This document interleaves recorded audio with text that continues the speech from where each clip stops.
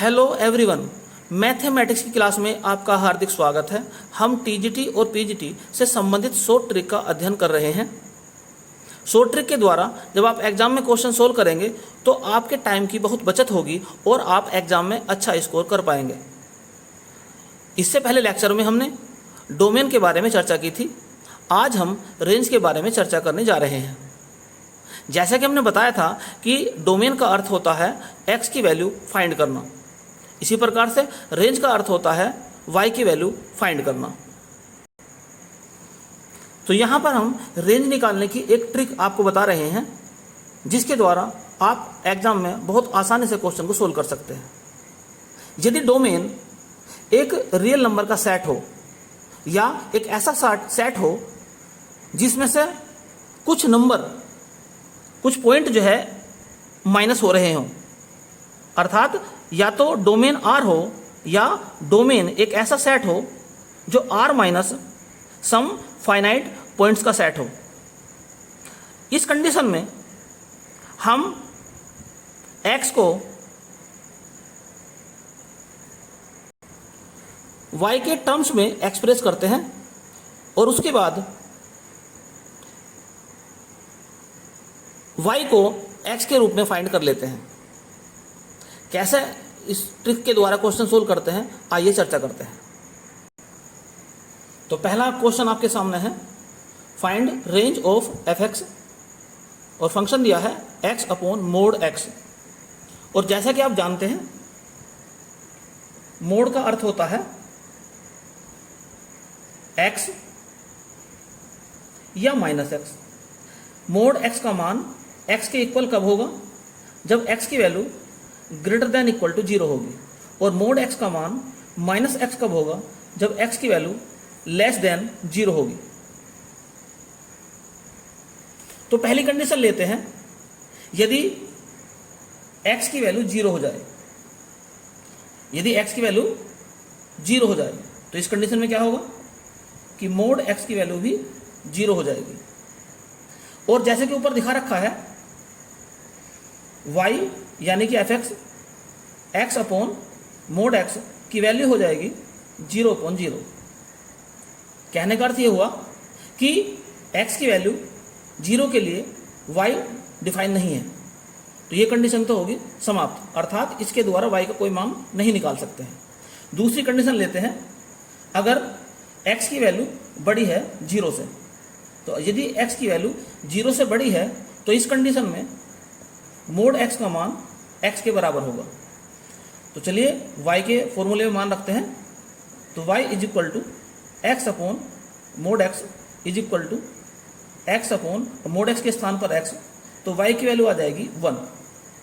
दूसरी कंडीशन लेते हैं, यदि x की वैल्यू लेस देन है 0 से, तब क्या हो जाएगा?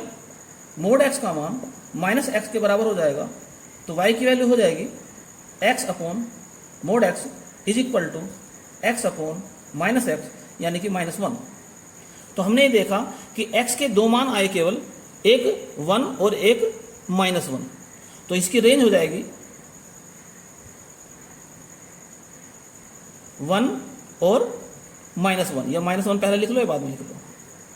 एक बात समझने की यहाँ पर है, यदि मैं इस प्रकार से लिखता हूँ 1, -1, -1, और एक लिखने का तरीका यह है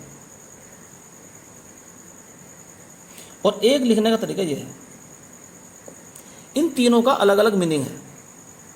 इसका अर्थ है क्लोज इंटरवल, अर्थात -1 से 1 के बीच में सारे नंबर इसके अंदर आते हैं और -1 और 1 भी आता है।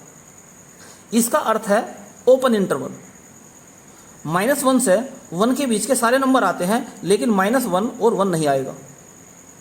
यानी कि इन दोनों सेट के अंदर नंबर ऑफ जो एलिमेंट्स हैं वो इनफाइनाइट है, बट इसका अर्थ होता है सेट। इसका अर्थ क्या है? केवल सेट। और इस सेट के अंदर केवल 2 ही एलिमेंट है, एक -1 है और एक 1 है। तो याद रखने की बात क्या है, इस रेंज के अंदर केवल 2 ही एलिमेंट है, एक -1 और 1।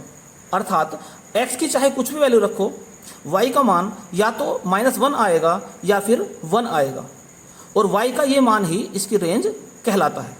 तो इस प्रकार से हमने देखा कि इसकी रेंज जो है -1 और 1 है, अर्थात x का चाहे कुछ भी मान रखो लेकिन y का मान या तो -1 आएगा या 1 आएगा।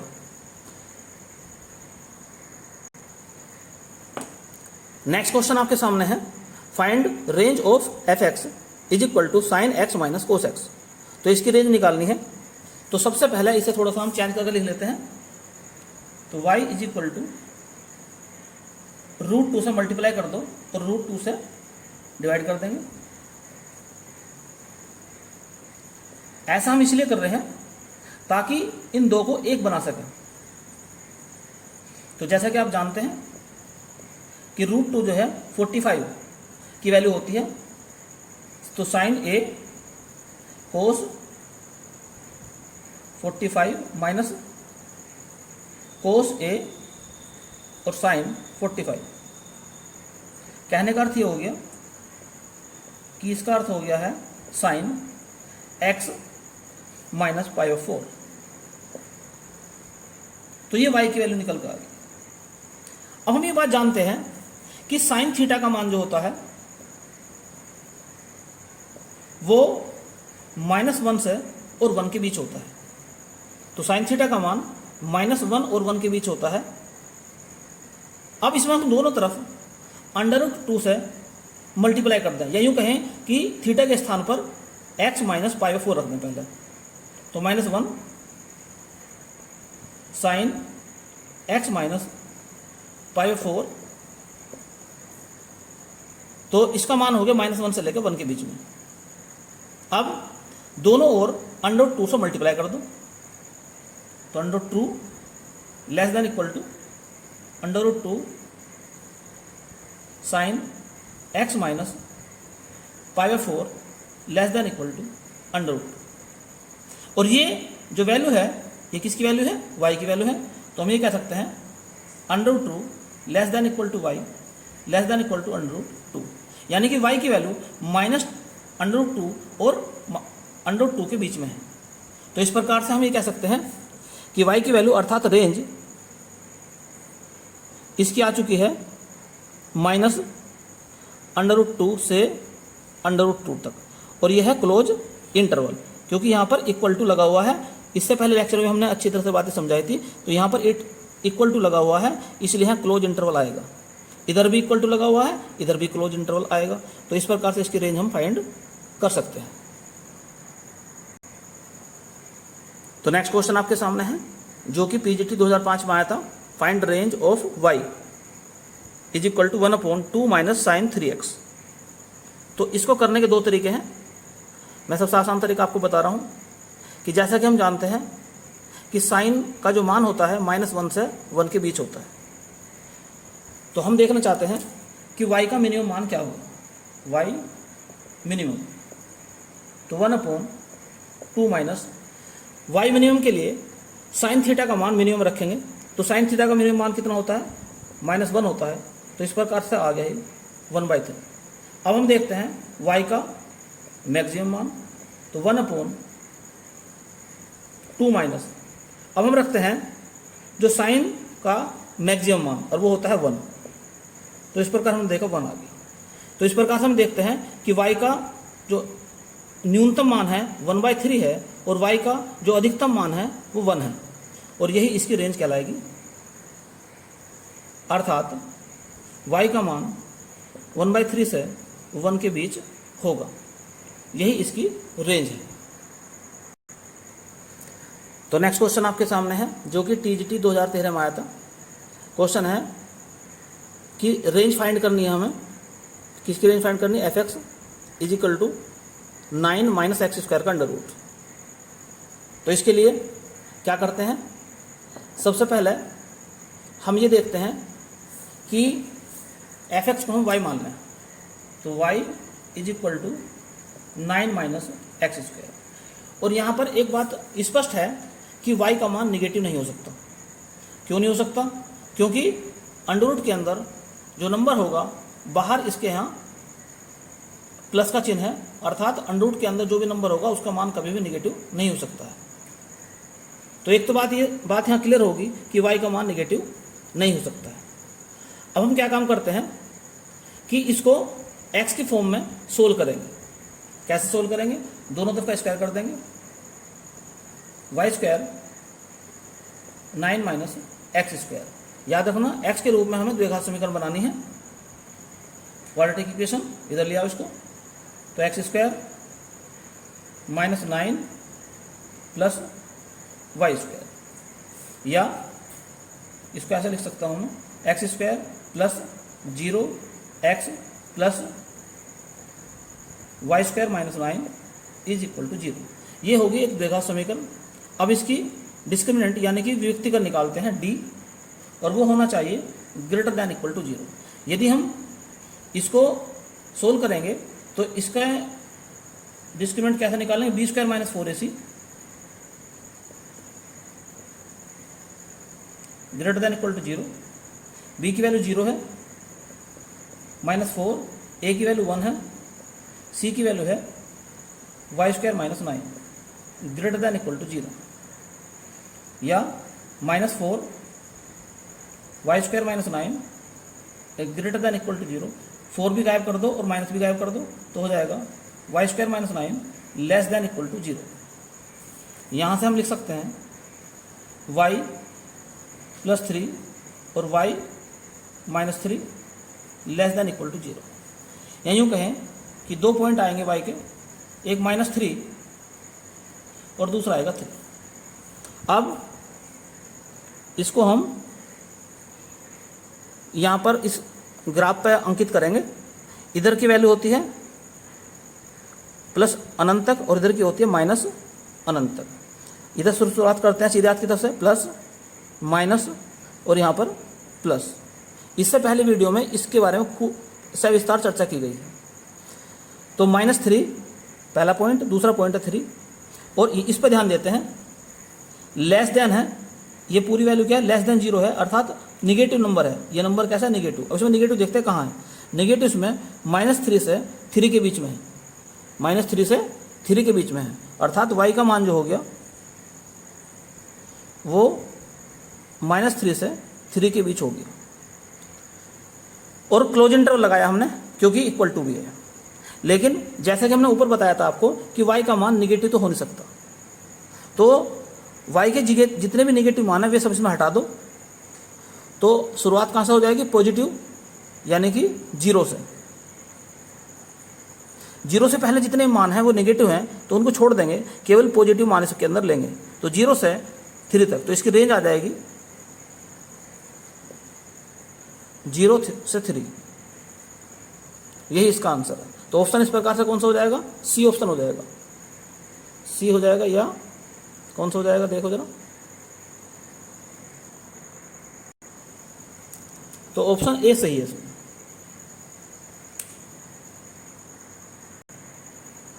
तो नेक्स्ट क्वेश्चन आपके सामने है कि इसकी रेंज फाइंड करनी है हमें।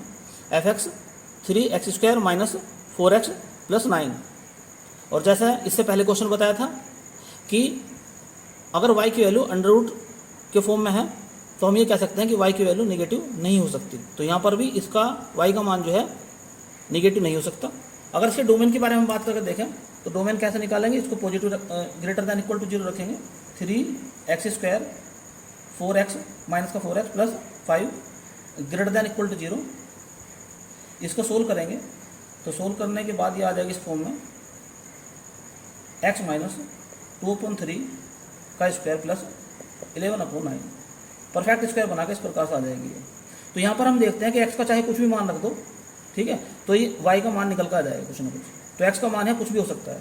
तो कहने का अर्थ ये हो जाएगा कि इसकी जो डोमेन है वो कोई भी रियल नंबर होगी। इसकी करने के एग्जाम में कोई आवश्यकता नहीं है। तो अगर रियल नंबर है तो हमने जैसे कि आपको ऊपर ट्रिक बताई है कि अगर डोमेन रियल नंबर है तो क्या करते हैं इसको हम y के रूप में निकाल के और इक्वेशन को सोल्व करते हैं। तो इसको y मान लेंगे पहले, तो y is equal to 3x² minus 4x plus 5 का अंडर रूट। अब क्या करेंगे? स्क्वायर कर देंगे, तो y² is equal to 3x² minus 4x plus 5। अब हमें x के रूप में द्विघात समीकरण बनानी है, तो 3x² minus 4x plus 5 minus y square is equal to 0। तो ये द्विघात समीकरण बन गई। तो यहाँ से इसका निकालते हैं व्यक्तिगत, यानी कि डी का मान होना चाहिए ग्रेटर देन इक्वल टू 0। ये इसमें ट्रिक है कि डी का मान जो है ग्रेटर देन इक्वल टू 0 लेंगे। तो b square minus 4ac greater than equal to 0। तो बी है यहाँ -4 का स्क्वायर -4, ए है 3 और सी है यहाँ 5 minus y square greater than equal to 0। तो यहाँ से 16 minus 4 into 3 into 5 minus y square greater than equal to 0। 4 common निकाल लो यहाँ से, तो रह जाएगा 4 प्लस 3 वाई स्क्वायर माइनस 5। इसे हमने चेंज कर दिया वाई स्क्वायर माइनस 5 करके ग्रेटर देन इक्वल टू 0। अब और सरल करते हैं इसको, 4 इधर जाएगा 0 में कैंसिल हो जाएगा। तो क्या मिलेगा हमें, ये वाला 4 रह गया plus 3 y square minus 15 greater than equal to 0, या यूँ कहें 3 y square minus 11 greater than equal to 0, या 3 से डिवाइड कर लो तो y square minus 11/3 greater than equal to 0, या ऐसे लिख सकता हूँ मैं वाई स्क्वायर माइनस 11/3 का अंडर रूट का square greater than equal to 0, अर्थात 2 फैक्टर बन गए इसके। एक तो आगे y प्लस 11/3 का अंडर रूट, और दूसरा फैक्टर आ गया y माइनस 11/3 का under root greater than equal to 0। अब यहाँ से 2 पॉइंट निकले,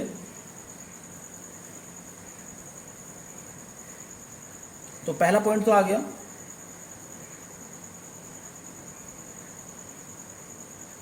11/3 का अंडर रूट, दूसरा पॉइंट आ गया माइनस 11/3 का अंडर रूट। अब इसको हम देखते हैं, जैसे कि हमने ऊपर बताया था कि y का मान निगेटिव नहीं हो सकता, तो ये मान तो y का छोड़ दिया जाएगा। तो y का पॉइंट क्या निकल कर आ जाएगा, केवल 11/3। ये पॉइंट है, वैल्यू नहीं है y की। तो यहाँ से देखेंगे कि माइनस वाला पॉइंट तो हो गया कैंसिल, ये वाला तो कैंसिल हो गया, केवल ये रह गया इधर वाला, ये माइनस निकलेगा इससे, केवल ये पॉइंट रह जाएगा। तो y माइनस 11/3 का under root greater than equal to 0, या यूँ कहें कि y का मान जो है 11/3 से बड़ा है। तो y का मान क्या है, 11/3 से बड़ा है। तो इस प्रकार से हम ये कह सकते हैं कि y का मान मिनिमम मान तो हो गया 11/3 का अंडर रूट, और ग्रेटर कुछ भी हो सकता है इनफाइनाइट तक। तो इस प्रकार से हम कह सकते हैं कि रेंज आ गई है -11/3 का अंडर रूट से लेकर इनफाइनाइट तक। यही इसका आंसर है। तो नेक्स्ट क्वेश्चन आपके सामने है कि हमें रेंज निकालनी है x² plus x plus 2/x² plus x plus 1, इसकी रेंज निकालनी है। और डोमेन इसमें दिया होगा अपना आप ही माइनस इनफाइनाइट से प्लस इनफाइनाइट के बीच में, अर्थात डोमेन जो इसका हो जाएगा D, वो हो जाएगा कोई भी रियल नंबर हो जाएगा। अब हम इसको y मान के, तो y मान लेंगे इसको x² plus x plus 2/x² plus x plus 1 solve करते हैं, x² के रूप में द्विघात समीकरण बनाएंगे। तो y x² plus x plus 1 is equal to x² plus x plus 2। तो यहाँ से देखते हैं y minus 1 x² plus y minus 1 x plus y minus 2 is equal to 0। यहाँ से फिर वही तरीका d greater than equal to 0, अर्थात b² minus 4ac greater than equal to 0। तो b यानी कि y माइनस 1 का स्क्वायर 4, a यानी कि y माइनस 1 और c y minus 2 greater than equal to 0। अब यहाँ से हम क्या देखते हैं कि y माइनस 1 तो कॉमन आ गया, अंदर रह गया y minus 1 minus 4 y minus 2 greater than equal to 0। और सॉल्व करते हैं, y माइनस वन यहाँ पर हो जाएगा y minus one minus 4y plus का 8 ग्रेटर दैन इक्वल टू 0। तो यहाँ से हम देखते हैं y minus one minus 3y और ये हो जाएगा आपका प्लस का 7 ग्रेटर दैन इक्वल टू 0। अब इस फैक्टर से माइनस कॉमन निकाल लो, तो माइनस बाहर निकाल देंगे, y minus one 3y minus 7 greater than equal to 0। इस माइनस से दोनों तक मल्टीप्लाई कर दो तो मिलेगा y minus one 3y minus 7 और ये हो जाएगा less than equal to 0। Inequality change हो जाएगी। अब यहाँ से y के 2 पॉइंट आए, एक तो 1 आ गया और दूसरा पॉइंट आ गया 7/3। अब इनको हम नंबर लाइन पर शो करते हैं। तो एक तो 1 है, एक 7/3 है, यानी कि 1 से बड़ा है तो 1 पहला आएगा, बाद में बड़ा नंबर आएगा 7/3। उसी प्रकार से एक ये वक्र बनाते हैं और इधर से सीधे हाथ की तरफ से प्लस माइनस प्लस, और जैसे कि यहाँ दिखाई दे रहा है लेस देन है, लेस देन इक्वल टू है, यानी कि ये वैल्यू जो है निगेटिव है। तो कहने का अर्थ ये हो गया कि y का मान किस किस के बीच हो गया, 1 से लेकर 7/3 के बीच हो गया। लेकिन जैसा कि ऊपर जो y का फॉर्मूला लिखा है, अगर सोच कर देखो कि अगर इसमें y का मान 1 मान लेंगे हम, देख लो, सोच कर देख लो ऊपर, अगर y का मान 1 मान लें क्या हो जाएगा, x² plus x plus 2 upon x² plus x plus 1, ये 1 हो गया। इधर ले जाएंगे इसको तो x² x plus 2 is equal to x² plus x plus 1। ये x² इससे कैंसिल, ये x इससे कैंसिल, तो आ गया 2 इज इक्वल टू 1, जो कि इम्पॉसिबल है। तो कहने का अर्थ ये हो गया कि y का मान 1 नहीं हो सकता। तो क्या लिखेंगे, but y does not equal to 1। तो 1 छोड़ देंगे इसका मान, तो क्या रहेगा, y बिलोंग्स टू 1 और यहाँ 7/3 की तरफ से क्लोज, इधर से ओपन इंटरवल कर दिया हमने। तो कहने का अर्थ ये हो गया कि इसकी रेंज जो आ गई, रेंज इसकी आ गई 1,7/3, इधर से क्लोज इंटरवल।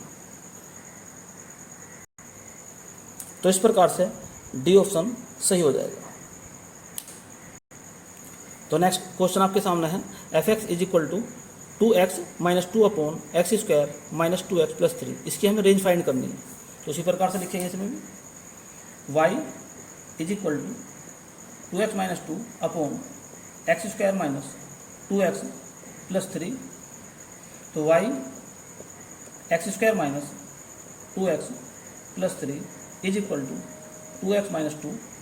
तो यहाँ से क्या आ जाएगा, y x² plus minus 2y minus 2 और x plus 3y plus 2 is equal to 0।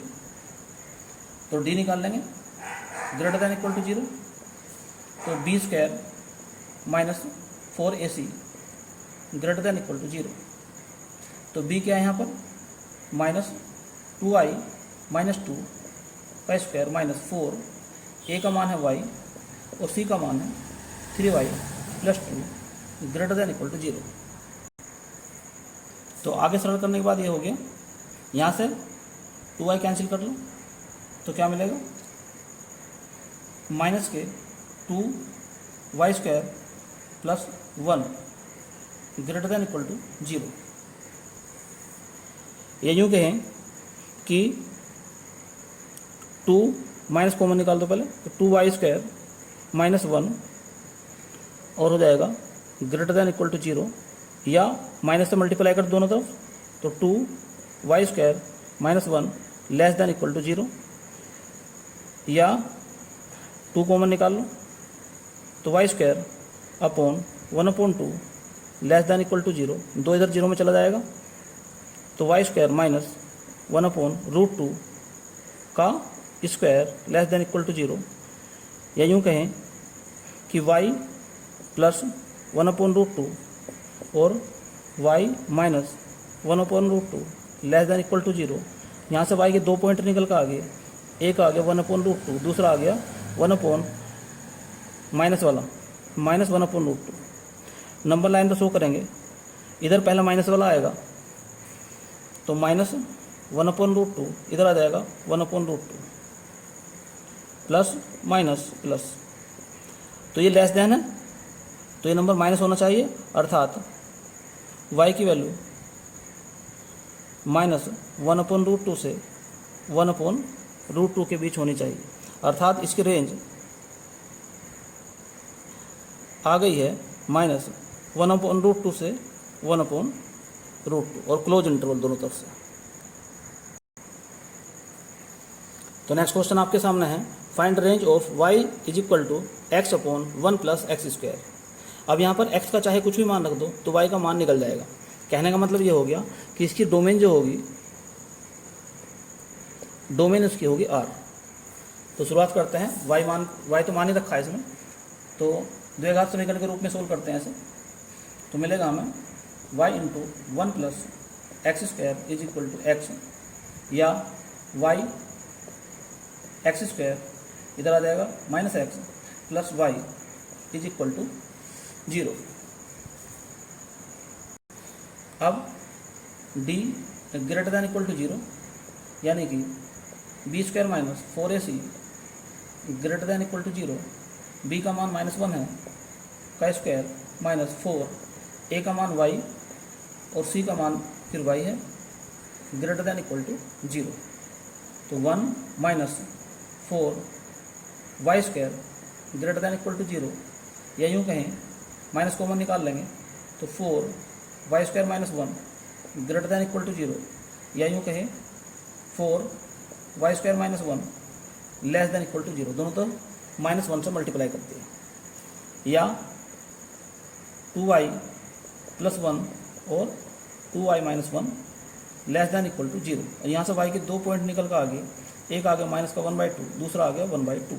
तो नंबर लाइन पे शो करेंगे, माइनस वाला पहले लिखा जाएगा और प्लस वाला बाद में लिखा जाएगा, इधर प्लस इधर माइनस इधर प्लस।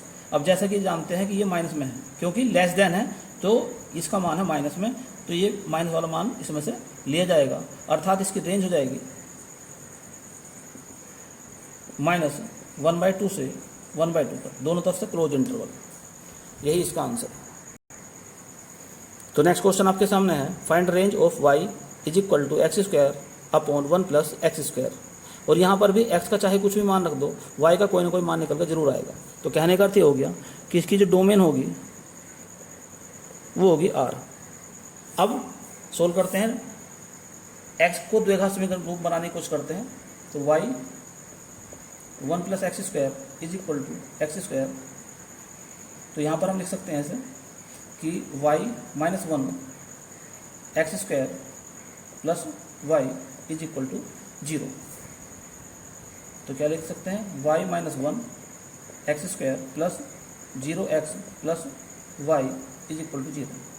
तो क्या करेंगे हम, d greater than equal to 0, अर्थात b² minus 4ac greater than equal to 0। तो b का मान 0 है यहाँ पर, 4 a का मान है y माइनस 1 और c का मान है y greater than equal to 0। तो minus 4y y minus 1 greater than equal to 0, minus भी हटा दो 4 भी हटा दो, तो y minus 1 less than equal to 0। तो यहाँ से 2 पॉइंट आ गए, पहला पॉइंट आ गया 0 और दूसरा पॉइंट आ गया 1। तो नंबर लाइन पे शो करेंगे इसे, पहला 0 आएगा, बाद में 1 आएगा, ग्राफ बनाएंगे प्लस माइनस प्लस। अब जैसा कि यहाँ दिखाई दे रहा कि मान होना चाहिए लेस दैन 0, अर्थात निगेटिव होना चाहिए। तो निगेटिव किस किस के बीच में आ रहा, 0 से 1 के बीच में आ रहा। तो इस प्रकार हम ये देखते हैं कि y का मान जो आ गया वो क्लोज इंटरवल 0 से 1 के बीच आ गया। लेकिन आप क्या देखते हैं कि इस क्वेश्चन के अंदर अगर ऊपर ध्यान देंगे y का मान 1 नहीं हो सकता। क्यों नहीं हो सकता, सोच के देख लो। अगर y का मान 1 रख देंगे तो क्या हो जाएगा, x²/1 प्लस x² 1। तो x² is equal to 1 plus x²। तो यहाँ से कैंसिल हो जाएगा, तो 0 बराबर 1, जो कि इम्पॉसिबल है। तो कहने का अर्थ ये हो गया कि y का मान 1 नहीं हो सकता, तो 1 इसमें इंक्लूड नहीं होगा। अर्थात y belongs to close interval 0 1 की तरफ से ओपन इंटरवल। तो रेंज इसकी आ गई क्लोज इंटरवल 0 से लेके 1 तक। तो एग्जाम क्वेश्चन में ये भी ध्यान रखना है कि y की वैल्यू कौन सी इसमें आ रही है, कौन सी नहीं आ रही है। तो यही इसका आंसर है। तो नेक्स्ट क्वेश्चन आपके सामने है, find range of f x is equal to 5/3 minus x square. और यहाँ पर भी अगर ऊपर ही आप देख लो तो y का मान 1 नहीं हो सकता, क्योंकि अगर y का मान 1 हो जाएगा तो यहाँ पर 5 जो है वो 3 के इक्वल हो जाएगा। तो y का मान जो है y का मान 0 नहीं हो सकता यहाँ पर, क्योंकि अगर y का मान अगर हम 0 रख देंगे तो क्या होगा, सोच के देखो जरा। y 5/3 माइनस एक्स स्क्वायर, अगर y का मान 0 हो जाएगा तो क्या होगा, तो 5 किसके बराबर होगा, 0 के, जो कि इम्पॉसिबल है। तो कहने का अर्थ ये हो गया कि y का मान यहाँ पर 0 नहीं आएगा जब आप सोल्व करेंगे इसे। तो आइए शुरू करते हैं इसको भी इसी प्रकार से y is equal to 5 minus 3 minus x square के रूप में द्विघात समीकरण बनानी है हमें। तो y 3 minus x square is equal to 5। तो क्या हो जाएगा अभी, 3y minus y x square is equal to 5। इधर ले जाओ इसको उठा के। तो y x square minus 3y plus 5 is equal to 0, या y x square plus 0x plus minus का 3y plus 5 is equal to 0। चलिए d निकालते हैं इसका, d greater than equal to 0। तो b square minus 4ac greater than equal to 0। तो b यानी कि 0 का स्क्वायर माइनस 4a यानी कि y और c यानी कि माइनस का 3y प्लस के 5 ग्रेटर दैन इक्वल टू 0। तो कहने का अर्थ ये हो गया, यहाँ से माइनस कॉमन निकाल लेंगे तो ये प्लस हो जाएगा। तो 4y ये हो जाएगा 3y minus 5 greater than equal to 0। तो कहने का अर्थ ये हो गया, 4 तो खत्म हो जाएगा, y 3y minus 5 greater than equal to 0। अब यहाँ से 2 पॉइंट निकले y के, एक तो आगे 0 और दूसरा आगे y का पॉइंट 5/3। अब जैसा कि हम जानते हैं, चलो पहले इसी से देखते हैं, बाद में बताएंगे उस बात को। तो यहाँ से पॉइंट शो करो पहले इस पर। तो एक तो 0 है, एक है 5/3। तो 0 पहला आएगा और ये 5/3 बाद में आएगा। तो प्लस माइनस प्लस। अब जैसा कि आप जानते हैं कि ये आ रहा है ग्रेटर दैन अर्थात प्लस। तो प्लस कहाँ पर है, एक तो यहाँ पर है प्लस और एक यहाँ पर है प्लस। तो कहने का अर्थ ये हो गया कि y का मान लेस देन है 0 से, लेस देन इक्वल टू, और ग्रेटर देन इक्वल टू किससे है, 5/3 से। अब जैसा कि आपको बताया गया था ऊपर भी कि y का मान 0 तो हो नहीं सकता, तो क्या लिख देंगे, but y does not equal to 0। तो यहाँ से ये 1 बराबर हटा देंगे यहाँ से। तो y लेस देन 0 और y का मान ग्रेटर देन इक्वल टू हो जाएगा 5/3। इसका अर्थ ये हो गया कि y less then 0, y less then 0, इसका मतलब होता है y का मान 0 से कम है, अर्थात माइनस इनफाइनाइट से 0 के बीच में है, और इधर से अगर हमने ओपन इंटरवल।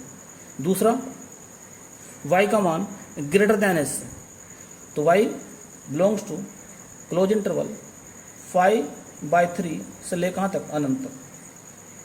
आप दोनों को मिलाकर लिख दो तो इसकी जो y का मान बिलोंग्स करेगा माइनस इनफाइनाइट 0 से यूनियन कर देंगे इसकी हम, सारे पॉइंट एक साथ आ जाते हैं यूनियन से, तो रेंज निकल कर आ जाएगी माइनस इनफाइनाइट से 0 यूनियन क्लोज इंटरवल 5/3 इनफाइनाइट और ओपन इंटरवल क्लोज। तो याद रखना, यूनियन जब करते हैं जब सारे पॉइंटों को इकट्ठा करना होता है, अर्थात y का मान 0 से कम भी हो सकता है, y का मान 5/3 के बराबर या उससे बड़ा भी हो सकता है। तो सारे पॉइंट, तो इन्हें जब इकट्ठे करने होते हैं पॉइंट, तो यूनियन का इस्तेमाल करते हैं, और जब सिलेक्ट करने होते हैं, दो में कॉमन निकालने होते हैं, तो इंटरसेक्शन का इस्तेमाल करते हैं। तो नेक्स्ट इंपॉर्टेंट क्वेश्चन है ये भी एग्जाम की दृष्टि से। Find range of f x is equal to log 3x² - 4x + 5। आप स्वयं इसकी निकाल कर देखना डोमेन, जो पिछली वीडियो में मैंने समझा भी रखी है। तो डोमेन तो इसकी आ जाएगी r के बराबर। अब हम निकालते हैं इसकी रेंज। तो रेंज के लिए क्या करेंगे, इसको y मान लेंगे। y is equal to log 3x² - 4x + 5। अब log हटाते हैं, तो log हटाने के बाद क्या हो जाएगा, e की पावर में बदल जाएगा ये।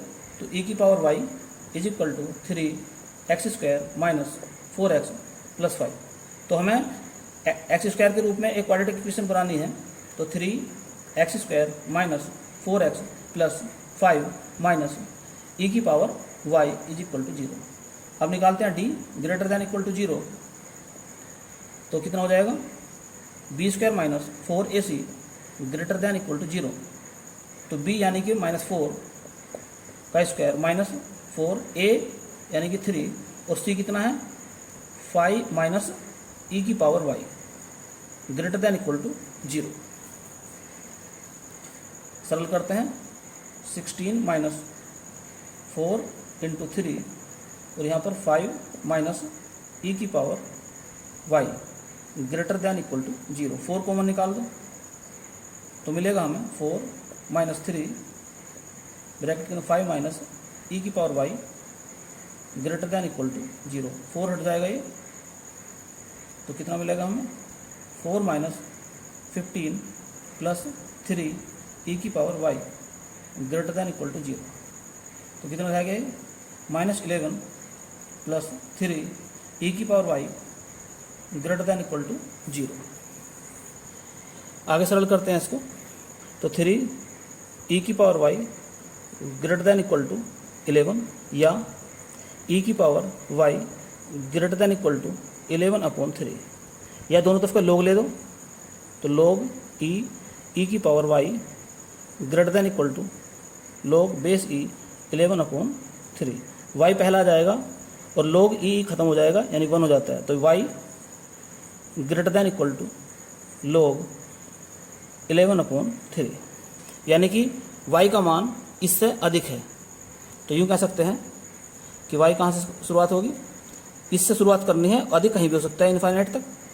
तो close interval log 11/3 comma infinite. तो यानी कि इसकी रेंज आ गई। तो रेंज आ जाएगी close interval log 11/3 comma infinite. ये इसकी रेंज आ गई। तो उम्मीद करता हूँ कि रेंज आपको अच्छी तरह समझ में आ चुकी होगी।